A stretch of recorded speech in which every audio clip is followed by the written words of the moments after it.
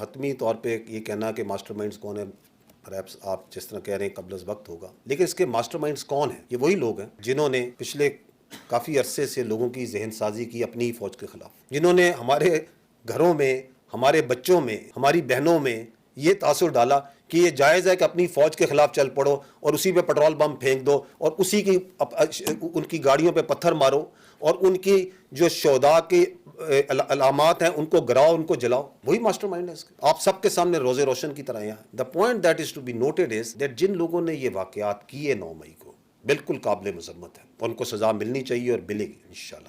اس سے زیادہ اہم ہے کہ یہ جو منصوبہ ساز اور سہولت کار ہیں، اگر ہماری قوم نے 9 مئی کے واقعے سے آگے بڑھنا ہے تو ان کو بے نقاب کرنا اور ان کو کیفر کردار تک پہنچانا ضروری ہے. سانحہ 9 مئی اس وقت تک انصاف کا منتظر رہے گا جب تک اس کے منصوبہ سازوں اور سہولت کاروں کو کیفر کردار تک نہیں پہنچایا جاتا.